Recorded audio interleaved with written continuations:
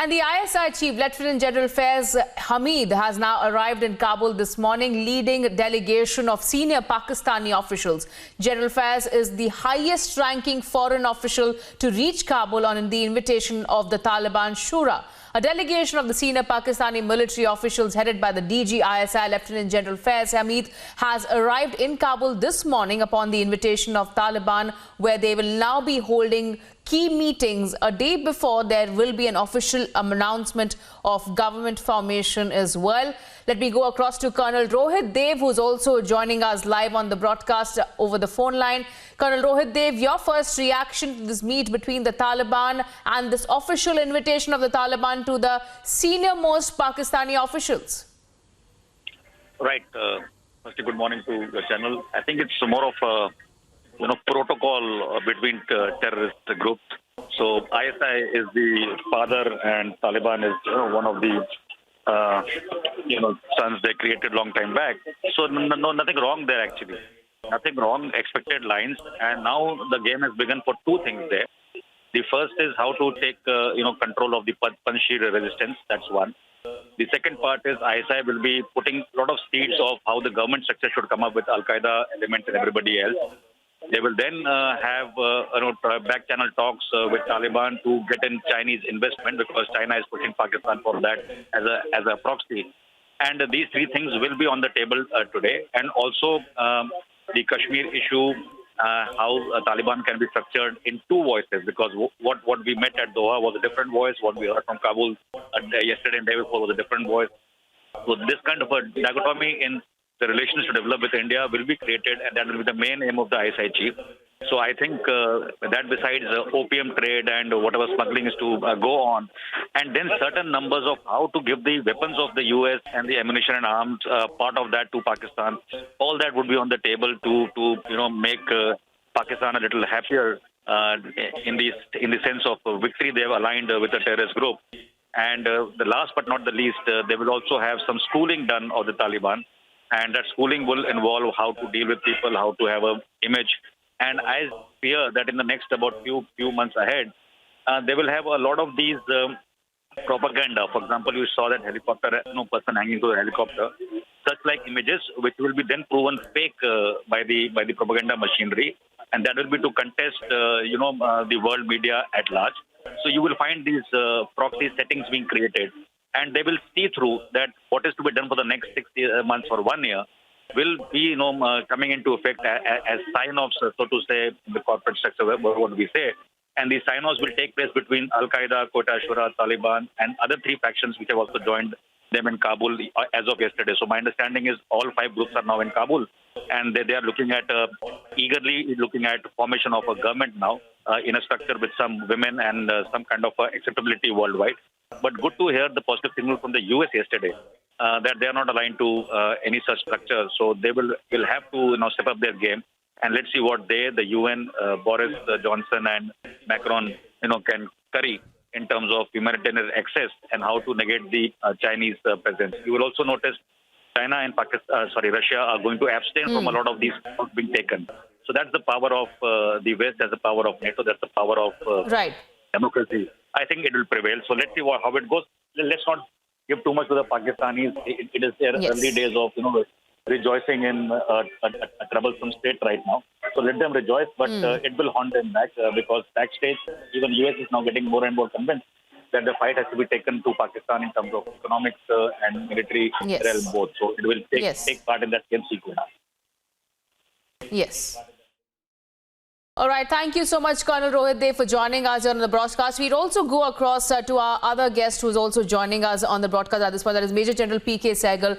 Major General P.K. Sehgal, what do you make of this meet between the Pak senior-most officials reaching Kabul, holding that meeting with the Taliban officials on the invitation of the Taliban? And in a way, they are still struggling. The Taliban is struggling for legitimacy on the global front. So are they using Pakistan for their lobbying? There is absolutely no saying that they are trying to use Pakistan for lobbying. Secondly, within Taliban, there is a huge amount of discord. They are not being able to form the government of the variety that they want. Haqqani wants a major role. He wants to be number two. Preferably, he wants to be the prime minister. And Pakistan definitely wants Haqqani to be either the Prime Minister or the Defense Minister and in charge of the internal security, which the Taliban presently is not willing to give it to him. So there is a serious discord between the Talibanis and they are unable to form the government. Pakistan is trying to resolve this. Secondly, ISI chief has also been invited because Taliban has suffered a serious reverse in Panjshir. Notwithstanding the fact that they're claiming that Panjshir is fallen, the actuality is right reverse. They've suffered huge amount of casualties there. And without the assistance of the Pakistani army, the ISIS and the Al-Qaeda, there is no way that they'll be able to capture Panjshir. I believe that Pakistan has promised to send 15,000 regular troops to assist Taliban as far as Panjshir is concerned. Even if Pakistan does that, I'm not too sure whether they'll succeed at all. Russia made all the attempts to capture Panjshir. They used aircraft, they used tanks, they used APCs, they used heavy artillery, they used commandos, and they made attempts 9 times, and they suffered serious reversals. Here too, they will suffer the same fate. If Pakistan gets involved, they'll be bled as badly as the Talibanis. That area lends itself to guerrilla warfare of the ultimate variety. What Shivaji did against the Mughals, he used the Deccan Plateau very effectively to keep the Mughals at bay. Similarly, here, the entire area lends itself to guerrilla warfare, and the Panjshir शेर जो है वो तमाम area के हर inch से वाकिफ है. There's hundreds of sites where they can ambush them, and they're doing so. But the Pakistanis जो है, the Talibanis claim to have completely surrounded Panjshir. They said no medicines are going to be allowed to get in, no food is going to be allowed to get in. It is at this point of time that foreign aid is essential. Maybe Tajikistan will help them. Maybe the Americans could also do so. Indians also have the possibility of doing so, but India will not like to intervene under any circumstances because of the implications on Kashmir. Yes. What comes out of this meeting between... All right. Thank you so much, Major General P.K. Sehgal, for joining us here on the broadcast. We'll also go across to Colonel V.N. Thapar, who's also joining us at this point. Colonel V.N. Thapar, now we are witnessing as to how the ISI chief has also landed in Kabul on the invitation of the Talibani officials a day before the government formation is all set to be announced. Are these also in a way desperate attempts being made by Pakistan to help out the Taliban, and the Taliban also in return using the Pakistan for their lobbying efforts on the world front?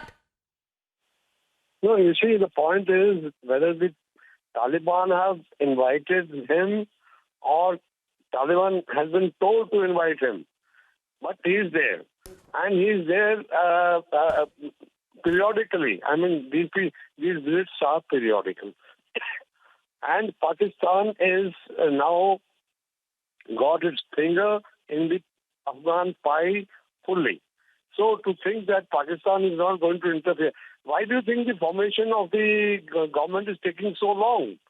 That is all because of pressures coming from Pakistan towards the Haqqani network and other warlords whom they want to favor in getting a place in the government. So that is how ISI is meddling in the affairs of Afghanistan to get a hold over the government to start with, so that in the future also they can meddle with their affairs.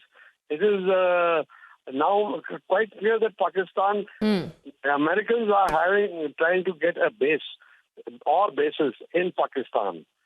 At the same time, they are having this kind of a thing going on. Pakistanis are playing the double game again.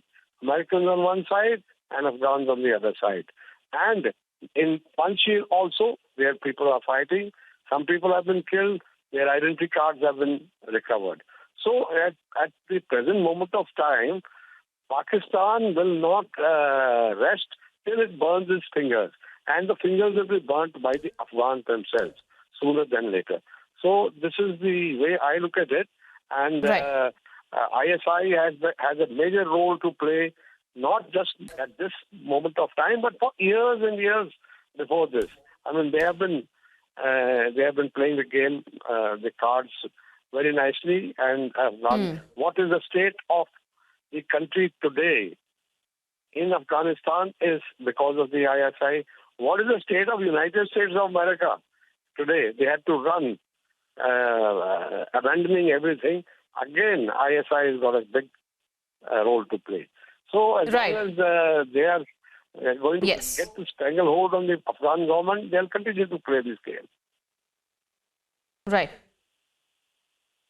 All right, Colonel V.N. Thapar, thank you so much for joining us here on Republic TV. We'll be closely tracking these developments as far as these meetings are concerned.